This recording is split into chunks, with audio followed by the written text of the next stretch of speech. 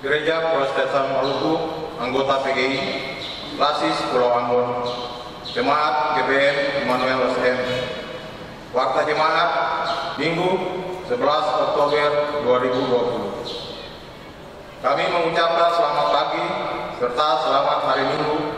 Shalom. Di tengah tantangan hidup yang kita alami, kasih Tuhan tidak pernah berkesudahan, dan itu terbukti tak kalah hari baru dan usbu baru kita nikmati. Kini kami mohon perhatian jemaat terhadap warta jemaat di saat ini. 1. Ucapan HUT kelahiran dan HUT pernikahan serta kebahagiaan lainnya kepada anggota jemaat yang mengalaminya di minggu ini. Tuhan Yesus memberkati. 2. Informasi pelayanan ibadah. A. Ibadah pagi ini dilayani oleh Pendeta Nyonya J. Adiuta. Pembacaan Alkitab dari Kisah Para Rasul 22 ayat 30 sampai pasal 23 ayat 1 sampai 11. Nyanyian persiapan setelah lonceng 3 dibunyikan, jemaat berdiri dan melakukan nyanyian rohani nomor 4 ayat yang keempat. Dan pada pukul 10.00 WIB akan berlangsung ibadah anak remaja jemaat GBM Immanuel OSM secara manual dan streaming yang dilayani oleh Pendeta Nyonya L. Bitumakwa, dipandu dengan liturgi yang disediakan. Mohon kepedulian orang tua kepada anak-anak untuk mengikuti ibadah dimaksud. Dan dalam ibadah minggu pagi ini juga di Gereja Immanuel berlangsung baptisan kudus bagi 2 orang anak masing-masing, Atira Kalista Evelyn Leka Kompesi dan Adriel Geonatan Leka Kompesi, dilayani oleh Pendeta Nyonya E. Buloroy. B. Akan menikah di jemaat GBM Immanuel OSM pada hari Sabtu 24 Oktober 2020 pukul 11.00 WIB. Satu pasang calon suami istri, Saudara Bebrison Tahitu dan Saudari Gerda Yesi Deslusa. C. Mohon kesediaan laki-laki gereja jika pada saatnya diminta kesediaan tenaga untuk membantu pekerjaan pembangunan kantor dan pastori tempat jemaat. Sudilah bapak-bapak dan saudara-saudara pemuda untuk berpartisipasi. D. Kami mohon jemaat untuk serius terhadap ibadah-ibadah yang terjadi di tiap-tiap rumah. Ciptakan suasana yang mendukung setiap ibadah dengan menghadirkan semua anggota keluarga sesuai kebutuhan ibadah-ibadah dimaksud. Jangan juga mengotori rumah serta lingkungan rumah yang telah menjadi tempat berdoa dengan aktivitas yang tidak berguna. 3. Ucapan terima kasih. Majelis Jemaat mengucapkan terima kasih kepada Pak Saudara yang peduli terhadap pekerjaan pelayanan melalui pemberian bantuan bagi pembangunan fisik dalam jemaat. Berkat selalu berlimpah atas hidup Pak Saudara. Demikian warta jemaat ini disampaikan. Selamat beribadah. Shalom. Majelis Jemaat GBM Immanuel OSM, Penatua KDJ Penjalang Sekretaris, Pendeta Nyonya J.A. Atihuta Dias Ketua. Para jemaat, kita berdiri dan melakukan nyanyian rohani nomor 4 ayat yang keempat. Kudus, kudus, kuduslah.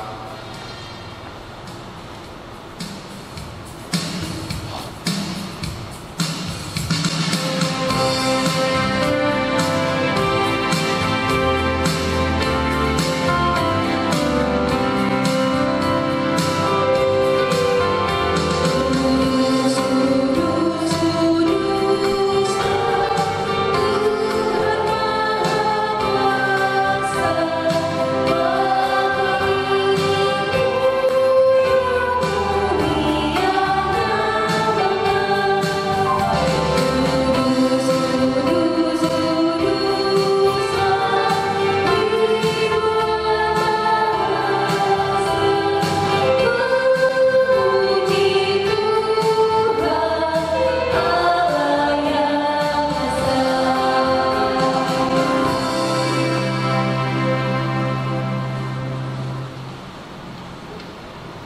Jemaat Tuhan, selamat pagi, shalom. Mari kita meneduhkan diri dan mulai ibadah. Ibadah ini berlangsung dalam nama Allah pencipta langit dan bumi, Yesus Kristus yang menebus dan menyelamatkan, dan Roh Kudus yang membarui serta menghidupkan. Damai sejahtera Allah menyertai keluarga kita.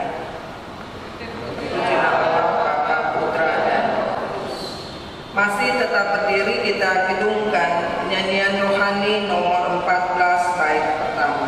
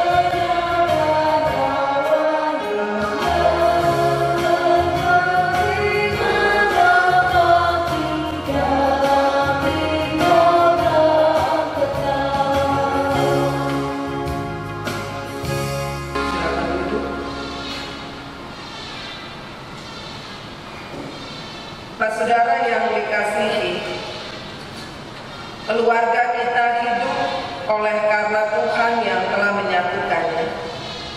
Namun kita sering menghadapi masalah yang membuat kurangnya rasa bahagia dan dihantui berbagai cobaan.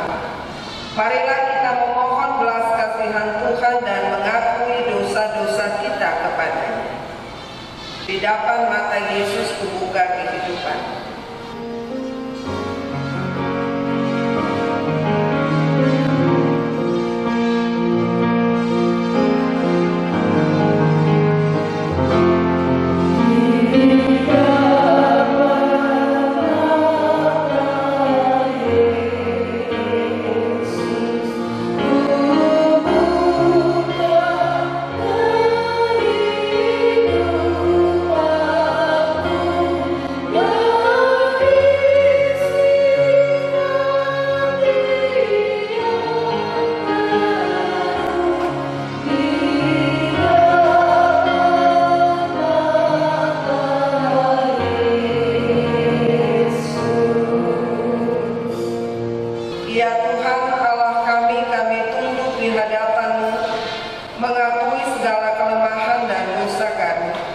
Ampunilah kami atas kealpaan, kekeliruan terhadap kekudusan rumah tangga yang Engkau bentuk ini. Di depan mata Yesus.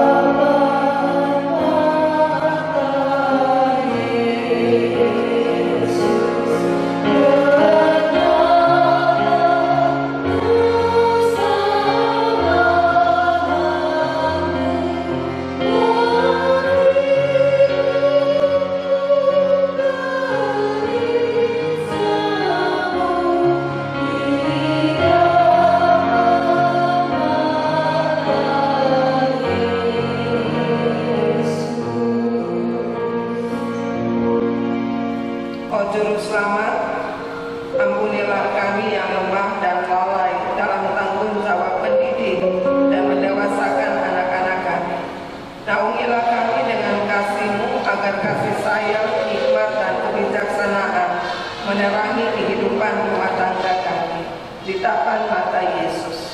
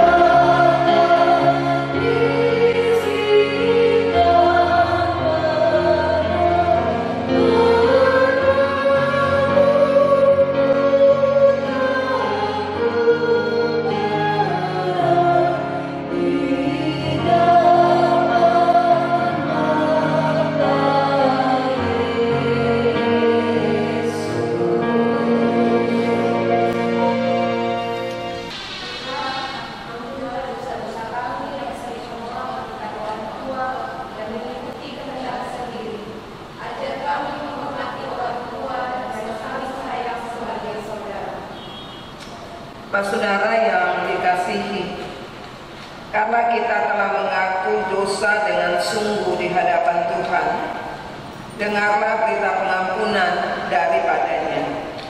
Sekalipun dosa memerah seperti gerimis akan menjadi putih seperti salju.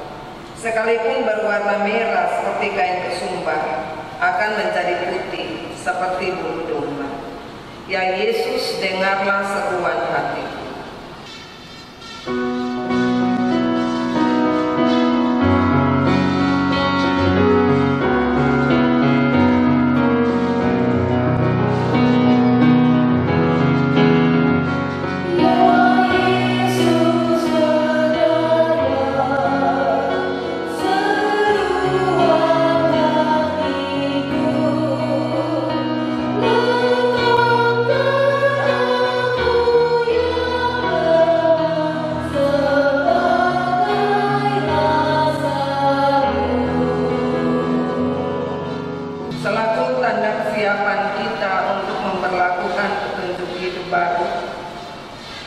Kita berdiri dan petunjuk hidup baru ini akan diberlakukan dalam kehidupan tiap-tiap hari. Karena itu marilah kita saling mengasihi, sebab Allah telah lebih dahulu mengasihi kita dan yang telah mengutus anaknya sebagai pendamaian atas dosa-dosa kita, terkutip dari pertama Yohanes 4 ayat 10 dan ayatnya yang ke-11. Ya penebus di Roh Kudus mengganti roh yang mati.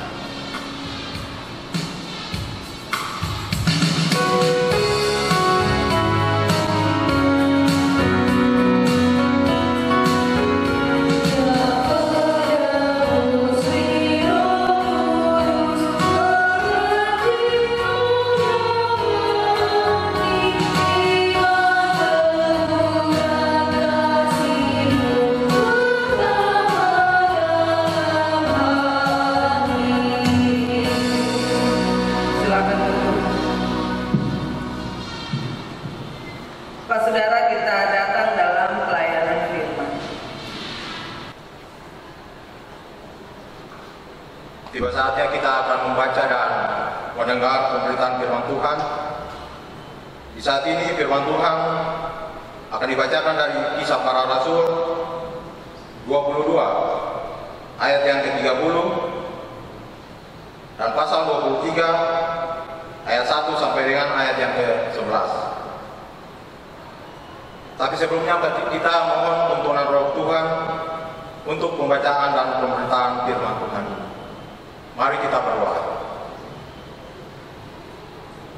Bersyukurlah kami ya Tuhan atas kehidupan yang Engkau anugerahkan kepada kami.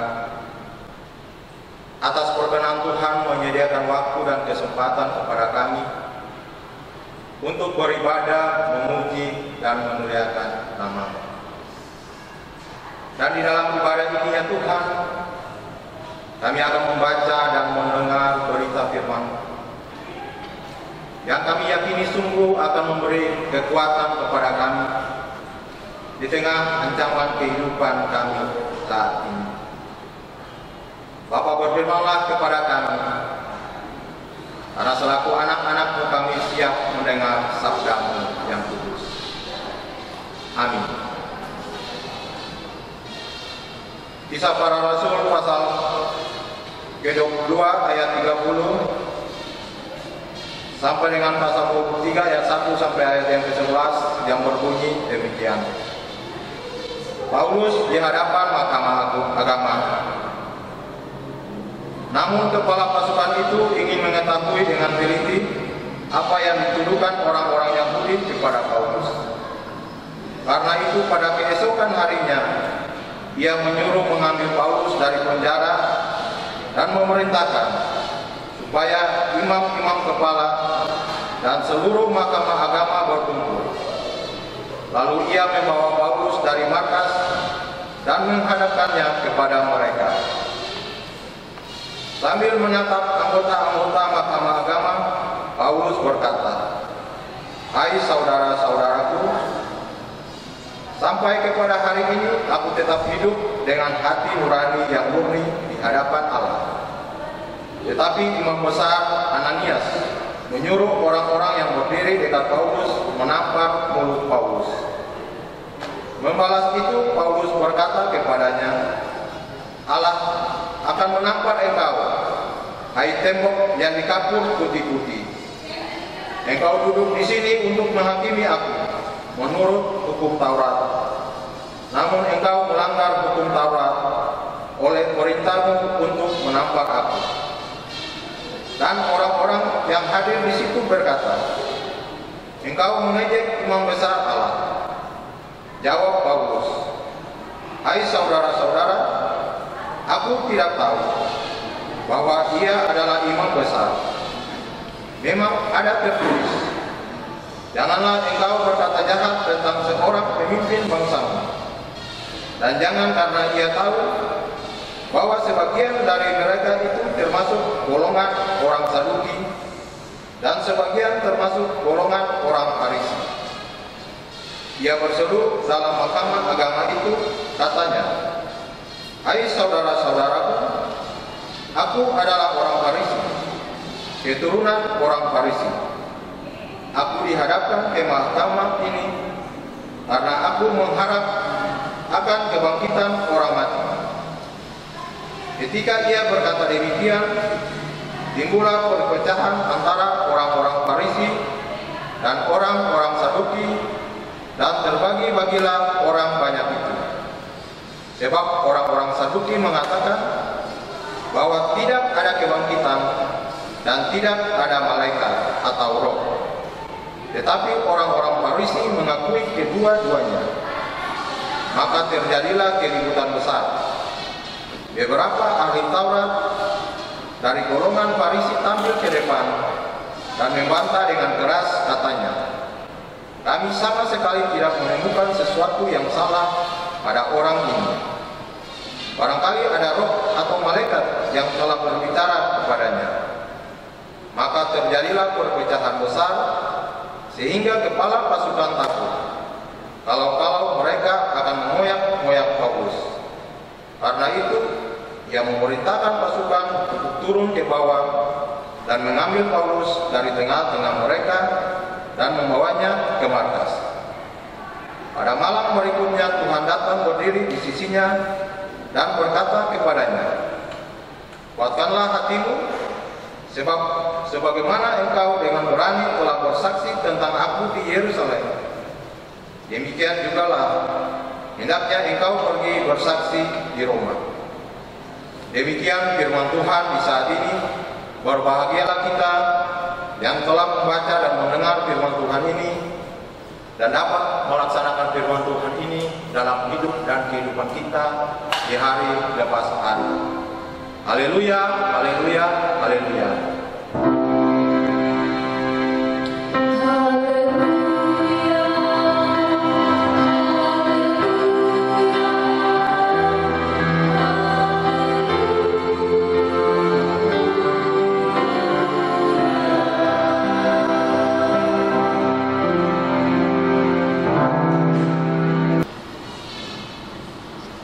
Saudara yang dikasihi di dalam Tuhan Yesus,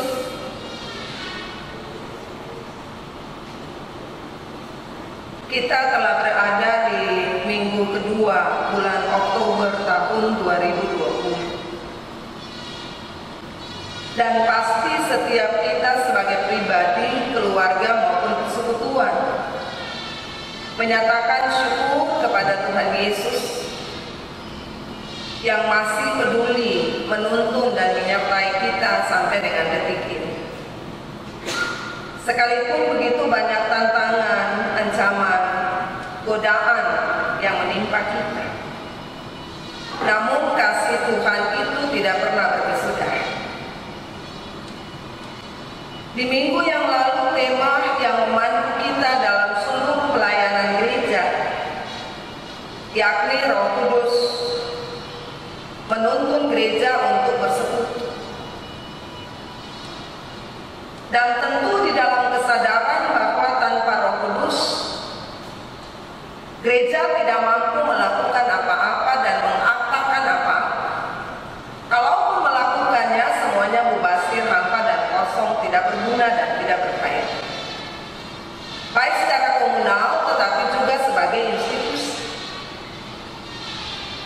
Dan di minggu ini pun tema mingguan yang memandu kita adalah Roh Kudus menuntun gereja untuk bersaksi. Bapak saudara yang dikasihi di dalam Tuhan Yesus,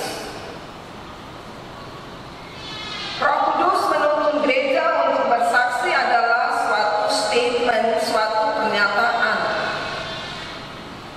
Dan pernyataan yang terlahir dari pengalaman.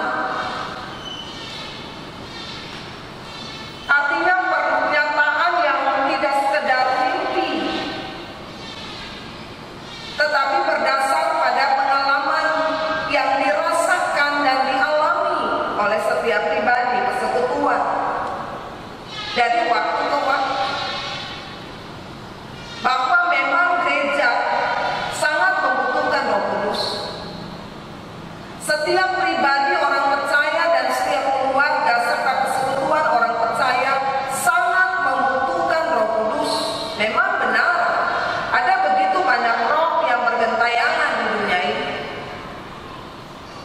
Tetapi justru roh-roh itu tidak menghidupkan, justru menyengsarakan, menderitakan. Roh-roh itu mematikan. Ya, ada roh judi, apalagi sekarang judi online yang marak terjadi. Roh-roh miras dan berbagai penyakit-penyakit sosial lain yang menantang integritas diri kita sebagai orang-orang percaya, apalagi di masa pandemi dan semua orang harus stay di rumah. Kadang orang merasa jenuh, orang merasa bosan terus ada di rumah, dan aktivitas-aktivitas yang terbatas lebih baik isen. Dan di dalam isennya itu kebetulan saja dapat dan mendapatkan uang yang banyak, ya pasti terpikat dan diikat. Dan tatkala orang terpikat dan diikat, dia akan melupakan yang namanya Roh Kudus. Dia tidak lagi membutuhkan Roh Kudus, tapi yang dia butuhkan itu adalah roh-roh judi dan seterusnya. Sebab bisa saja itu yang memuaskan hasratnya, itu yang memuaskan keinginannya, sekalipun sifatnya temporer. Menarik bahwa gereja Protestan Maluku melalui lembaga pembinaan jemaat menurunkan tema mingguan yang akan memandu seluruh kerja kita bersama. Tidak saja para pelayan, tetapi juga warga gereja secara menyeluruh yang adalah warga masyarakat bangsa dan negara. Yakni Roh Kudus menuntun gereja untuk bersaksi. Bapak saudara yang dikasihi, menyatakan kesaksian ini juga bukan hal yang mudah. Apalagi di tengah orang yang memusuhi kita, orang yang membenci kita, orang yang tidak suka kepada kita. Adalah hal yang tidak mudah, adalah hal yang sukar, hal yang sulit.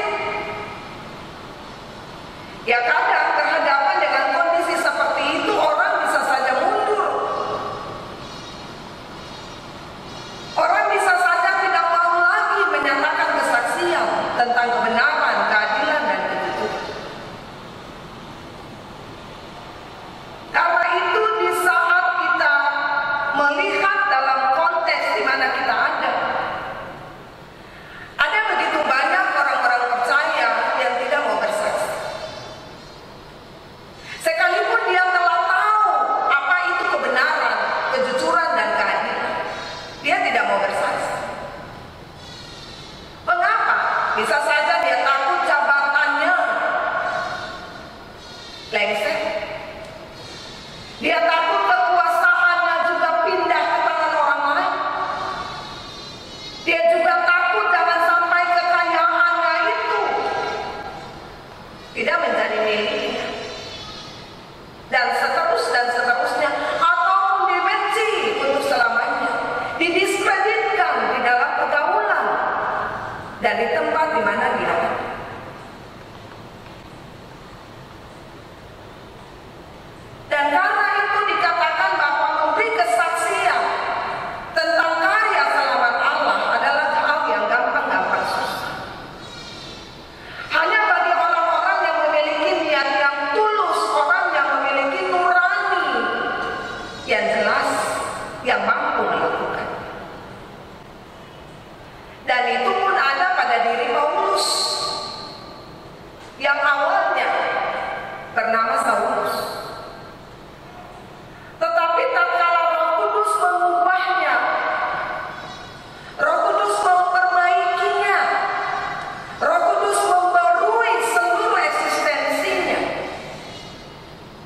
Dia berubah secara drastis. Kehidupannya diubah secara luar biasa. Nah, siapa sangka Saulus bisa menjadi Paulus? Tetapi itulah kerja Roh Kudus. Itulah kerja Roh Allah. Kan kita semua paham tidak ada yang mustahil bagi Allah. Sejago apapun dia, sejahat apapun dia, tetapi jika Allah mau memakainya, tidak ada seorang pun yang bisa menolaknya. Dan seorang Paulus, saudara-saudara, adalah seorang preacher, seorang pemberita yang luar biasa.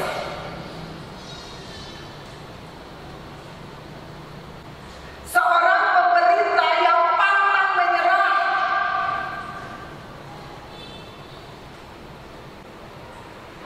Seorang pemberita yang tidak asal-asalan, tetapi benar-benar dia menghayati seluruh tanggung jawabnya. Dia menghayati seluruh integritas dirinya sebagai seorang pemberita. Dan apa yang melatarinya, saudara-saudara? Yesus yang memberi keteladanan baginya, yang menjadi teladan bagi Paulus di dalam seluruh kerja pelayanannya. Dan di dalam situasi dan kondisi apapun dia tidak pernah menyerah, sekalipun nyawa taruhannya.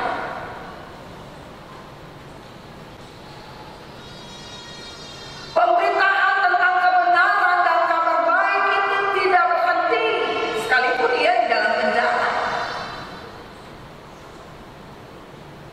Dan itu hal yang luar biasa yang dimiliki oleh Paulus. Dan di ayat-ayat bacaan kita tadi, kitab Kisah Para Rasul pasal 22 ayat 30 sampai dengan Kisah Para Rasul pasal 23 sampai ayatnya yang ke-11, mengetengahkan sebuah realitas yang dialami oleh Paulus tatkala ia mesti dihadapkan di mahkamah agama karena pekerjaan pemberitaan Injil. Dia dihadapkan pada imam besar. Dan apakah dia menolak? Apakah surut pemberitaannya? Tidak demikian. Imam kepala dan seluruh mahkamah agama berkumpul. Bahkan mereka menghadapkan Paulus. Apa yang disampaikan Paulus di hadapan mahkamah agama? Nah, saudara yang dikasihi, di dalam ayat-ayat bacaan, Paulus katakan bahwa sampai kepada hari ini aku tetap hidup dengan hati nurani yang murni di hadapan Allah. Artinya bahwa pernyataan ini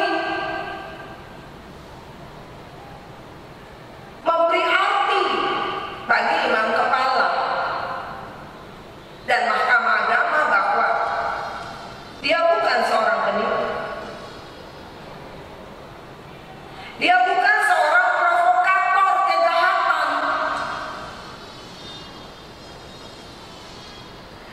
Tetapi benar-benar dia adalah pemberita Injil keselamatan.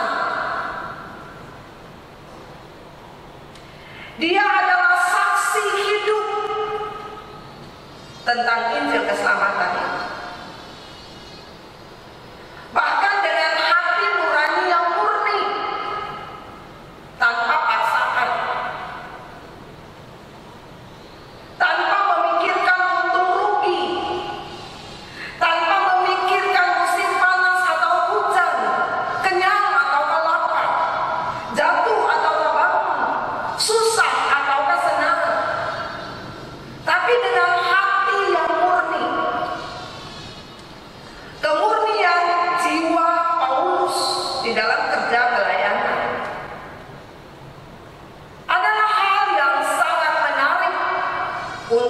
diteladani oleh orang-orang percaya, bukan saja ansih para pelayan khusus ataupun badan-badan pembantu pelayanan, tetapi juga bagi orang-orang percaya. Apa respons dari imam besar Ananias pada saat itu?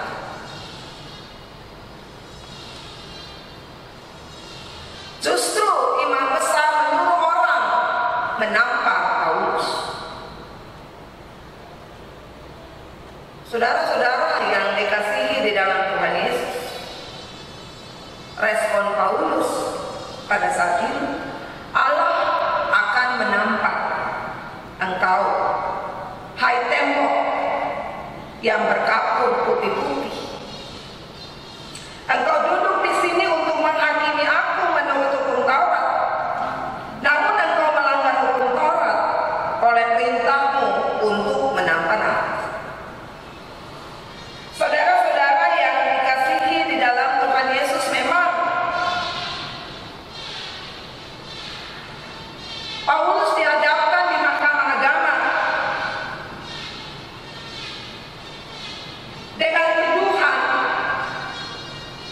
bahwa ia melarang hukum Taurat dan bait suci. Dan tuduhan itu memang tidak benar. Karena itu dia menyampaikan argumennya, namun ditolak oleh orang-orang Farisi, orang-orang Saduki, imam-imam kepala, dan mahkamah agama pada saat itu. Tatkala imam besar menyuruh untuk menampar Paulus, tidak sekedar karena Paulus melakukan kesalahan menurut mereka, tetapi juga karena Paulus menyaingi popularitas mereka, sekalipun itu tidak menjadi bagian dari apa yang dilakukan oleh Paulus, tapi mereka merasa mereka baper terhadap segala yang dilakukan oleh Paulus.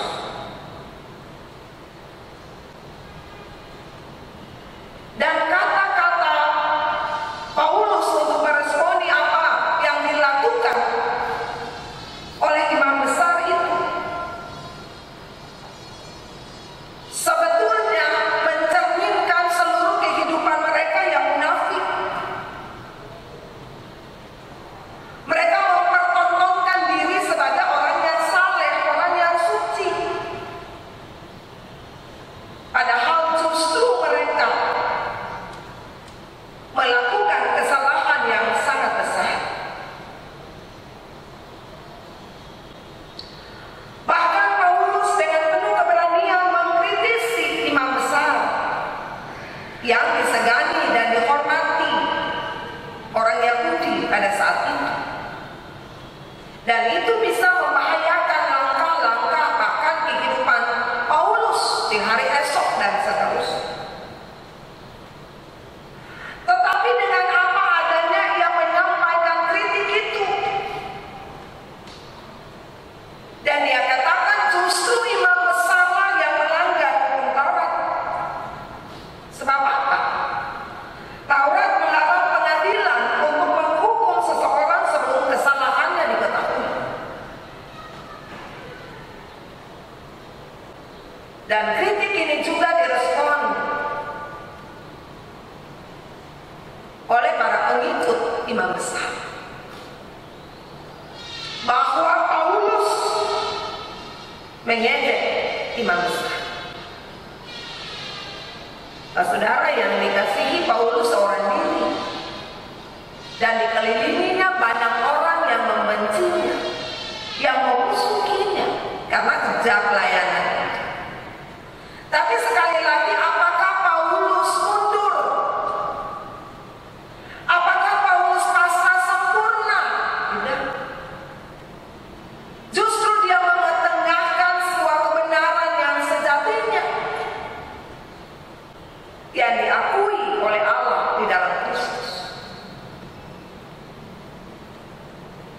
Dan dia melakukan segalanya karena Kristus,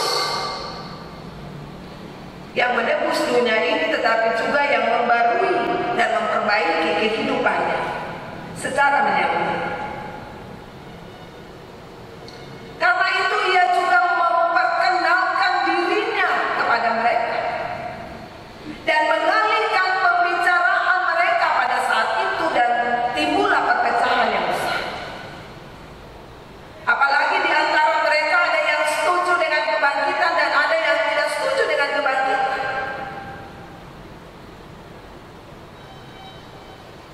Muncullah blok-blok dan kelompok-kelompok pada saat itu. Dan saudara-saudara, pada saat itu Paulus diantar ke markas. Dan apa yang terjadi di sana? Tuhan datang dan memberi semangat serta kekuatan bagi Paulus. Kuatkanlah hatimu, sebagaimana engkau telah berani, telah bersaksi tentang aku di Yerusalem. Demikian jugalah engkau pergi bersaksi ke Roma. Mas saudara yang dikasihi di dalam Tuhan Yesus, keberanian Paulus yang luar biasa untuk mengenengahkan kebenaran, untuk menyampaikan, menyuarakan, dan menyaksikan kebenaran tanpa memiliki rasa ketakutan sedikit pun.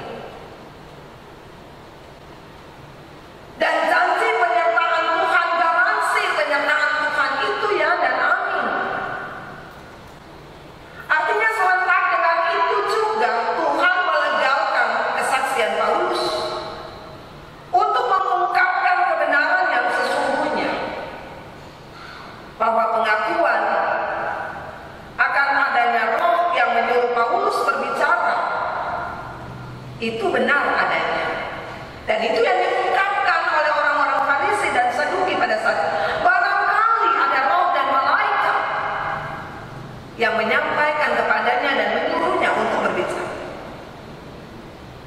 Dan Roh Kudus yang mendorong, menuntun dan membongkar kemunafikan manusia dan menghadapkan kebenaran hakiki yang mesti dikonsumsi oleh manusia, terlebih manusia percaya. Nah, Bapak dan Ibu, saudara-saudara dan anak-anak yang dikasihi di dalam Tuhan Yesus, berangkat dari bacaan tadi, ada beberapa nilai sebetulnya yang mesti dikonsumsi oleh kita bersama di tengah tantangan zaman, tapi juga di tengah hidup yang masih Tuhan anugerahkan bagi kita. Yang pertama, apapun situasi dan kondisinya dan apapun suasananya, hendaklah senantiasa kita memohon Roh Kudus untuk menuntun langkah-langkah kita. Mengapa? Sebab kita memohon roh lain, kita binasa. Mungkin sekarang ini kita merasa nyaman-nyaman saja, tetapi besok, lusa, dan seterusnya kita binasa. Jiwa kita pun binasa. Itulah sebabnya hendaklah senantiasa kita memohon Roh Kudus untuk menuntun langkah-langkah kehidupan kita di tengah tantangan zaman now. Tantangan ekonomi, tantangan budaya, tantangan sosial, kemasyarakatan, tapi juga tantangan-tantangan kehidupan lain yang mengancam kita, tidak saja virus corona, tapi juga ada begitu banyak tantangan.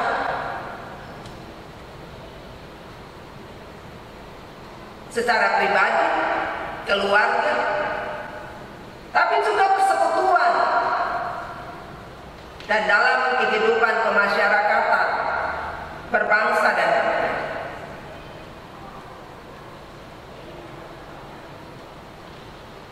Kita tidak boleh lupa terhadap Allah di dalam Kristus yang telah mengaruniakan Roh Kudus untuk menuntun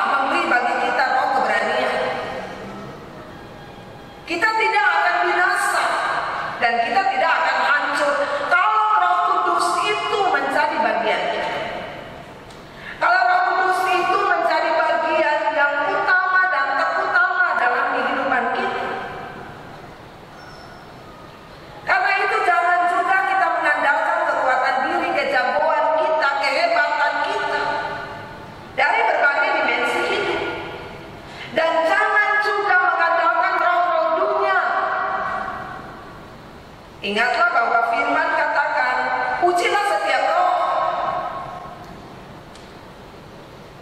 Mana roh yang berasal dari Allah dan mana roh yang tidak berasal dari Allah. Intinya roh yang berasal dari Allah itu adalah roh-roh kebaikan, roh-roh yang mendatangkan hidup, bukan roh-roh yang mendatangkan perselisihan, bukan roh-roh yang mendatangkan konflik, bukan roh-roh yang mendatangkan kesengsaraan dan penderitaan. Dan sebagai orang-orang percaya yang mengandalkan Roh Kudus, pasti kita bisa membedakan roh-roh itu. Dan di saat kita telah mampu untuk membedakannya, janganlah kita membawa diri ke dalam pencobaan. Tetapi bawalah diri untuk dituntut oleh Roh Kudus sebagai orang tua, sebagai orang-orang muda, sebagai anak-anak, sebagai pelayan, tapi juga sebagai orang-orang yang dilayani. Pertanyaannya bagi kita, bagaimana kita bisa bersaksi tentang Kristus yang menyelamatkan ini? Siapakah yang mau bersaksi? Sekarang ini untuk menyampaikan kesaksian pasti orang akan menghitung untung rugi.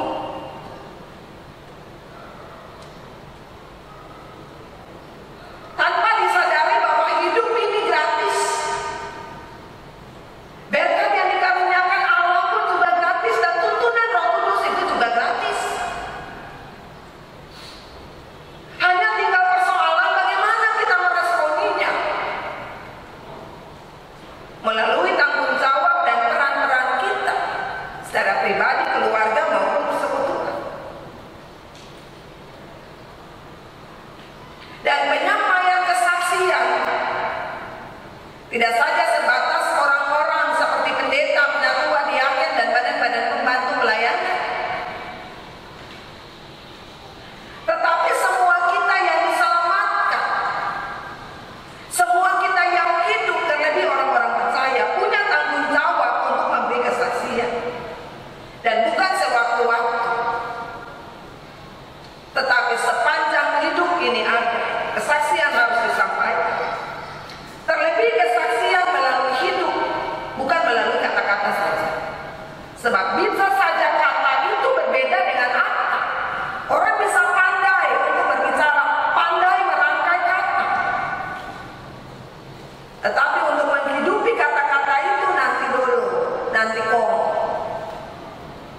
Tidak seperti itu, saudara-saudara. Nilai yang berikut, rasa takut dan cemas dalam bersaksi harus dijauhkan. Sebab sekali lagi Allah memberi bagi kita roh keberanian percaya, dan Roh Kudus itu menjadi sumber inspirasi dan sumber kekuatan bagi kita. Bagi setiap orang yang mau menyatakan kebenaran, keadilan, dan kejujuran. Saya mau bilang bahwa ketakutan itu tidak ada di dalam diri orang percaya, orang yang tulus dan murni hatinya. Roh ketakutan itu tidak ada di dalam diri orang percaya. Dan orang yang murni hatinya untuk menyatakan kesaksian dan melakukan kerja pelayanan. Ingatlah juga, saudara-saudara, bahwa kerja pelayanan itu terjadi dalam kehidupan pribadi, dalam kehidupan keluarga, dalam kehidupan persekutuan, termasuk dalam masyarakat. Di tempat kita mengabdi pun kesaksian itu mesti dinyatakan. Jadi tidak sebatas gedung gereja, tidak sebatas tempat ibadah atau ruang-ruang ibadah, tetapi di tempat kerja kita, di ruang-ruang publik pun kita harus menyatakan kesaksian kita. Jadi bukan kerja yang mudah sebetulnya. Namun bagi kita yang diselamatkan dan berniat dengan hati nurani yang murni, pasti ada penyataan Tuhan yang sempurna bagi kita. Dan itu terjadi kepada Paulus, tetapi juga terjadi bagi kita. Karena itu jangan gentar, dan yakinilah bahwa Roh Kudus selalu menuntun kita dalam kesaksian kita dari waktu ke waktu. Amin. Kita masuk kisah teduh saudara.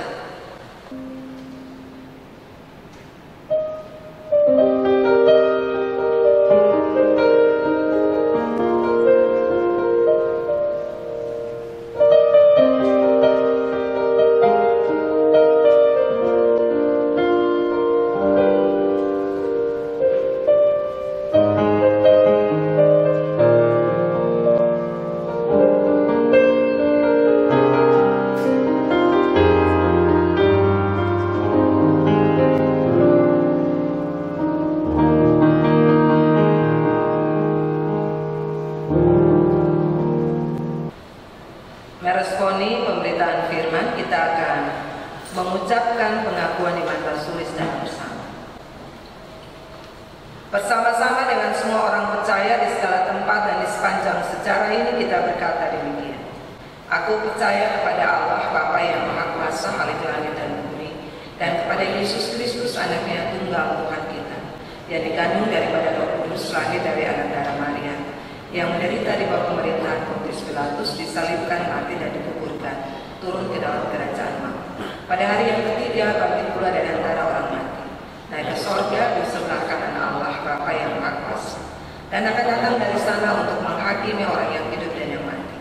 Aku percaya kepada Roh Kudus, gereja yang kudus dan am, persekutuan orang kudus, pengampunan dosa, kebangkitan daging, dan hidup yang kekal. Silakan duduk.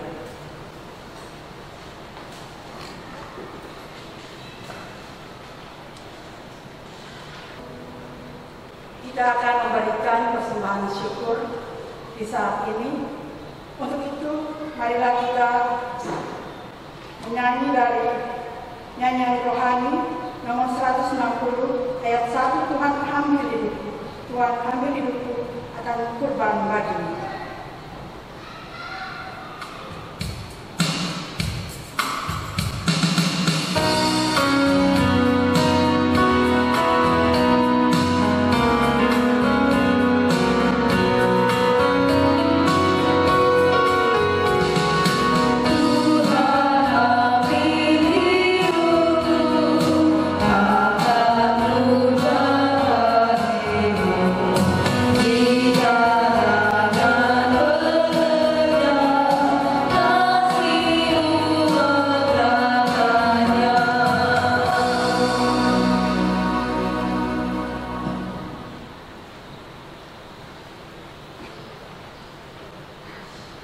Pak Saudara, kita menyatu di dalam syafaat dan kita akan mengakhirinya dengan mengucapkan doa Bapa Kami secara bersama. Kita bersyafaat. Kepada Allah yang kekal dan yang kudus di dalam nama Yesus, kami bersyukur dan berterima kasih atas kesempatan indah kami membangun relasi denganmu, sekalipun masih di tiap-tiap rumah.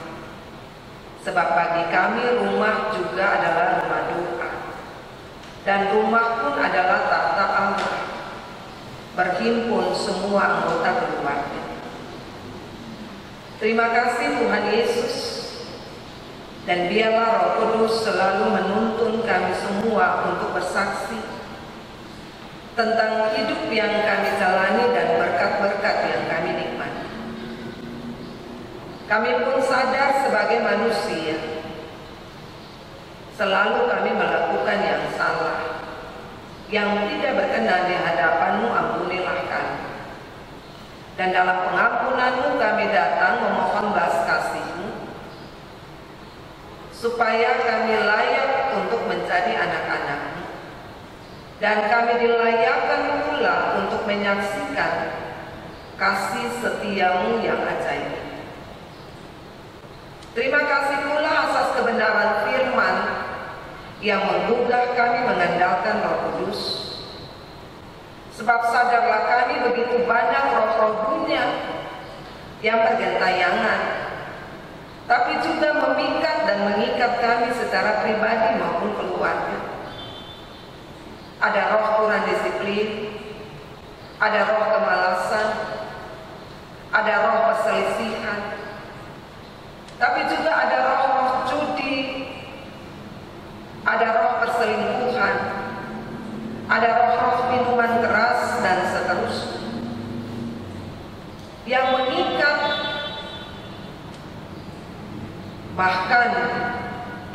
bahkan kami terbuai dan terlena, seakan tidak ada Roh Kudus yang menyiapkan masa depan bagi kami. Kiranya kebenaran firman tadi mengubah cara pandang kami, menggelisahkan nurani kami, supaya kami juga tidak menduka citakan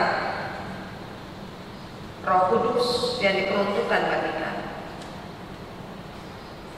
Tetapi benar-benar dengan nurani yang murni, kami selalu memohon Roh Kudus untuk berkancah dalam seluruh hidup kami. Kami berdoa menyerahkan umat-Mu seantero jemaat GPM Immanuel OSM. Pergumulan-pergumulan hidup untuk minggu ini dan hari-hari hidup yang akan datang. Tanggung jawab yang mesti dilakukan di tengah keluarga, di tempat-tempat pengabdian, selalu dikendalikan oleh Tuhan. Sebagai orang tua, sebagai suami dan istri, yang mesti menurunkan nilai-nilai hidup bagi anak cucu.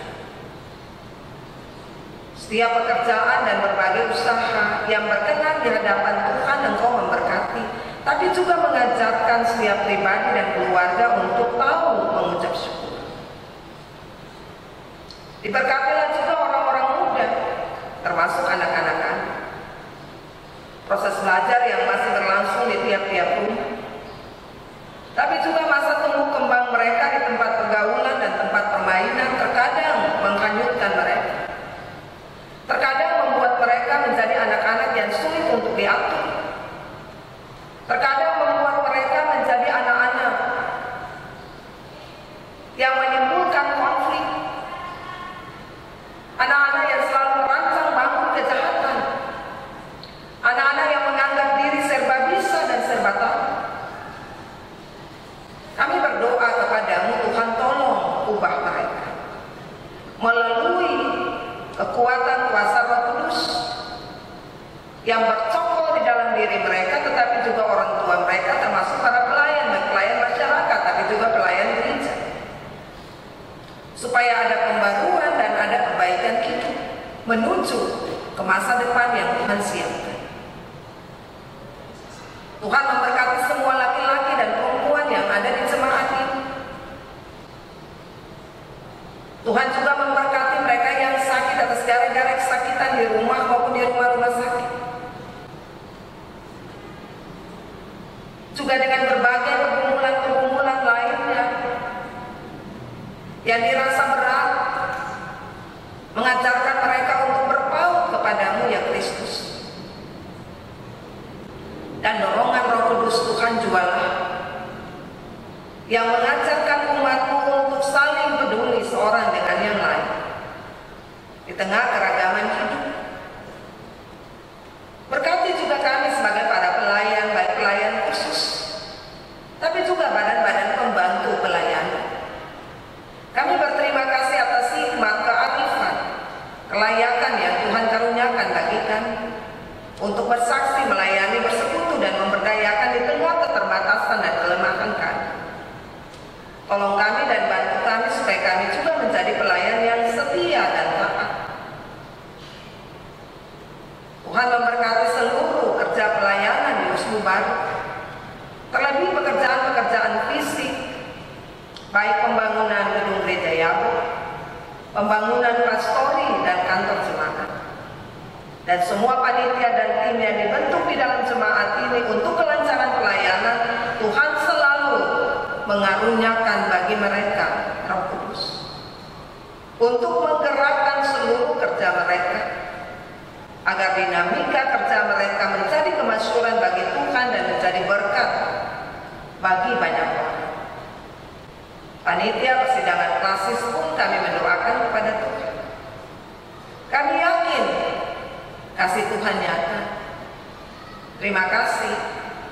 Kerja-kerja pelayanan yang lain, terlebih pelayanan-pelayanan bagi janda, duda, yatim piatu, mereka yang punya kebutuhan-kebutuhan khusus, Tuhan berkati.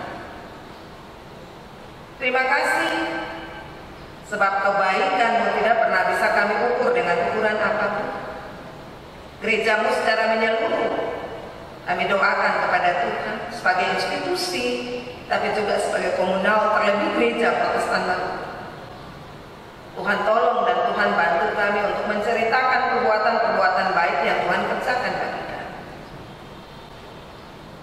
Tuhan juga memberkati kami kami sebagai masyarakat bangsa dan negara ini, termasuk pemerintah kami. Kami merindukan kemaslahatan secara bersama, dan kerinduan ini kami bawa kepadamu melalui kerja semua stakeholder yang ada dalam kehidupan berbangsa dan bernegara, sampai di daerah, di kota di mana kami ada, agar mereka bekerja dengan hati nurani, supaya seluruh pekerjaan mereka bermuara untuk kemaslahatan banyak orang. Kami juga berdoa menyerahkan pandemi COVID-19 yang sampai sekarang ini belum selesai persebaran.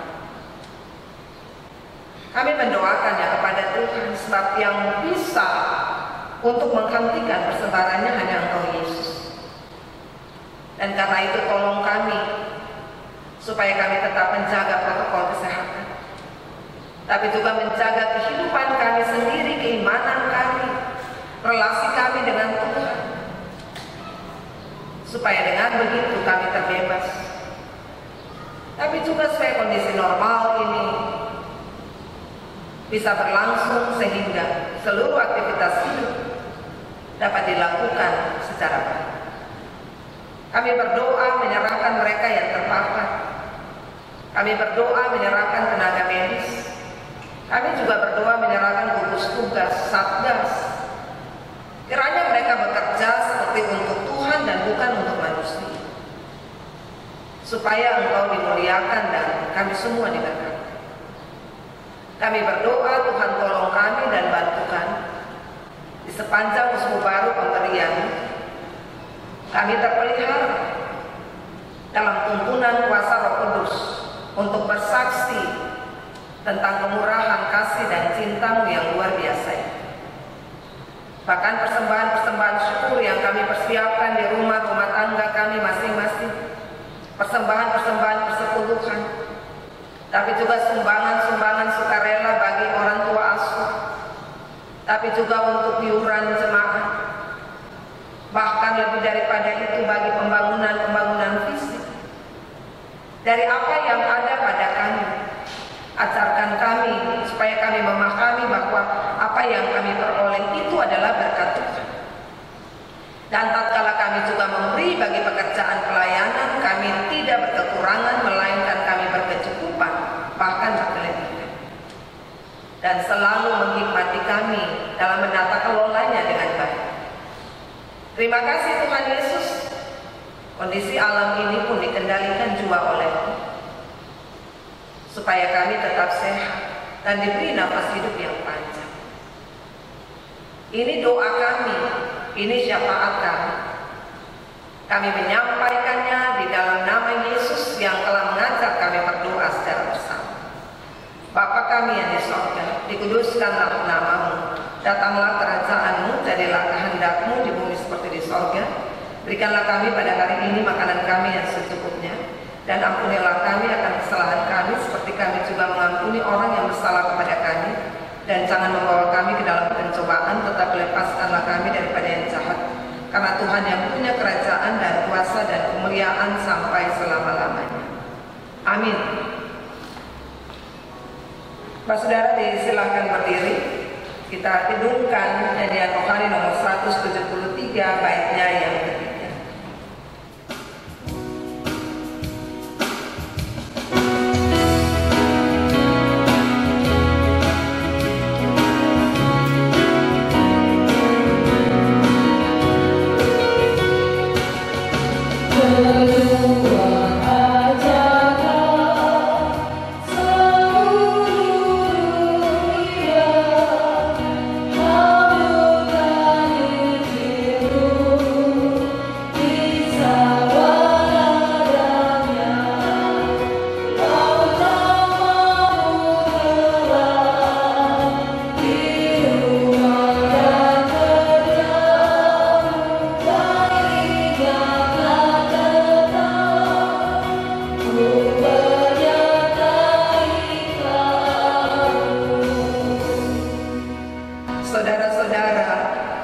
Ibadah yang kita lakukan akan segera usai. Namun ibadah yang sejati nampak dalam hidup sebagai keluarga Allah yang rukun, harmonis, penuh sukacita dan rela berbagi dengan sesama, juga peduli terhadap kebersihan dan kelestarian lingkungan hidup.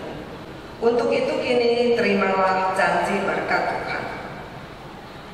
Kasih karunia, rahmat dan damai sejahtera dari Allah Bapa dan dari Tuhan Yesus Kristus melalui Roh Kudus menyertai kita dalam kebenaran dan kasih.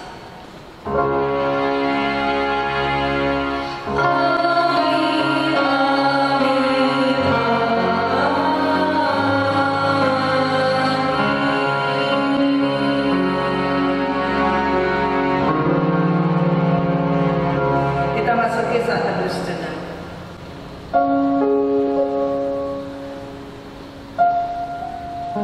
Saat teduh selesai, ibadah selesai. Selamat hari Minggu. Shalom.